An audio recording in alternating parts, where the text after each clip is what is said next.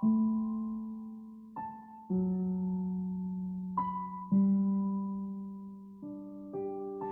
ini saudaraku, saya mau sampaikan sedikit mengenai hidup yang intim dengan Tuhan. Ya, keintiman dengan Tuhan, kedekatan dengan Tuhan. Ya, bagaimana kita mengembangkannya, bagaimana kita menumbuhkannya, bagaimana kita bertambah-tambah intim dengan Tuhan. Karena sebenarnya, saudaraku, kita ini diciptakan adalah untuk intim dengan Tuhan, bersekutu dengan Tuhan. Kita diciptakan segambar dengan Tuhan supaya Tuhan bisa bersekutu dengan kita. Ya, kalau buku Yohanes 4 berkata Allah itu roh adanya, dan kita juga punya roh. Roh kita bisa bersekutu dengan Tuhan, saudaraku. Dan itu sangat membawa kita kepada satu kepuasan yang sejati. Ya, hidup bersekutu dengan Tuhan. Dan memang untuk itulah kita diciptakan. Amin, saudaraku. Ya, dari awalnya, kalau kita lihat dalam buku Kejadian 1 dikatakan, mari kita buka Kejadian 1 ayat 26. Berfirmanlah Allah, baiklah kita menjadikan manusia menurut gambar dan rupa kita. Amin. Jadi kita diciptakan segambar dengan Tuhan, supaya mereka berkuasa atas ikan-ikan di laut, burung-burung di udara, atas ternak, atas seluruh bumi, atas segala binatang melata yang merayap di bumi. Maka Allah menciptakan manusia itu menurut gambarnya. Menurut gambar Allah diciptakannya dia. Laki-laki dan perempuan diciptakannya mereka. Allah memberkati mereka lalu berfirman kepada mereka, beranak cuculah, bertambah banyak, penuhilah bumi dan taklukkanlah itu, berkuasalah atas ikan-ikan di laut, burung-burung di udara, segala binatang yang merayap di bumi, dan seterusnya dan seterusnya. Tuhan mau kita, saudaraku, ya, diciptakannya segambar dengan Dia dan berkuasa. Dia adalah maha kuasa, amin. Dan Tuhan tempatkan kita di bumi di mana kita juga berkuasa.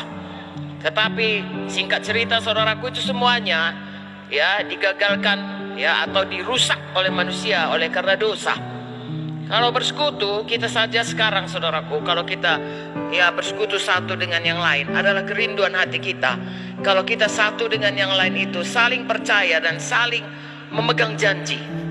Sejarah manusia ini, saudaraku, kita akan melihat bagaimana Tuhan yang memulai selalu, supaya kita kembali kepadanya, supaya kita intim dengan Dia, supaya kita bisa bersekutu, supaya kita kembali kepada kehendaknya semula, menciptakan kita segambar dengan Dia, hidup berkuasa, hidup dekat dengan Dia, hidup yang mengenal Dia, dan hidup yang dikenal olehnya, hidup yang kekal selama-lamanya.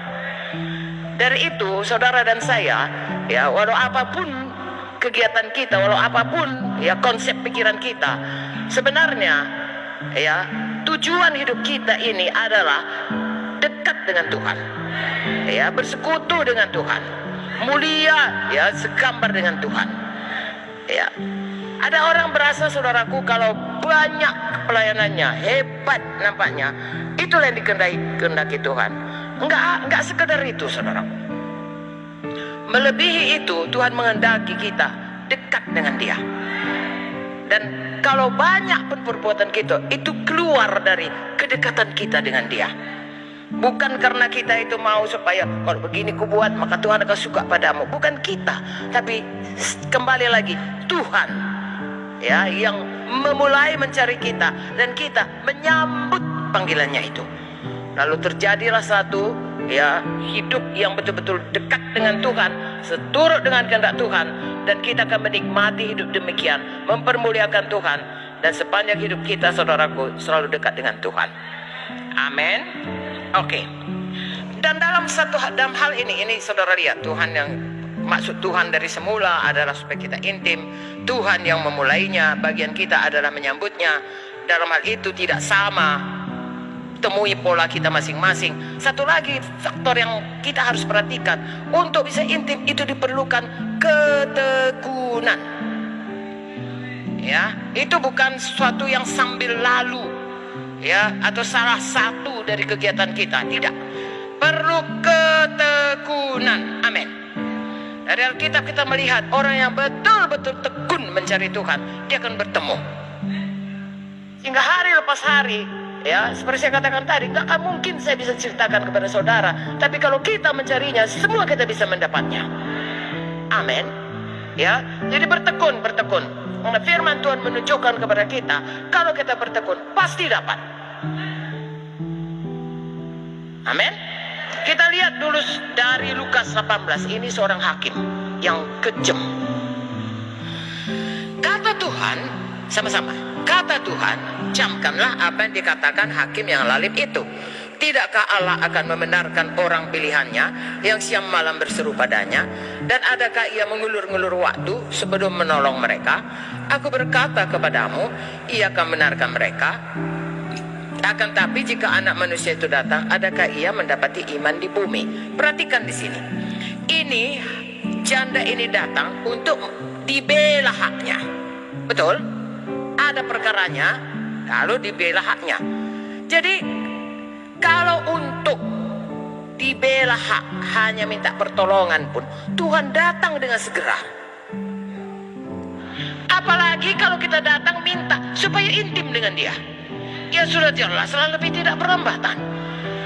Tapi untuk itu seperti ini tekun. Kita pun mesti tekun. Haleluya. Dan kalau kita tekun, sudah pastilah lebih lagi Tuhan tidak berlambatannya. Nah, itulah salah satu firman Tuhan yang meneguhkan kita. Kalau kita tekun menyambut masuk Tuhan untuk intim dengan dia, pastilah Tuhan bersegera-segera untuk menyatakan diri kepada kita. Haleluya.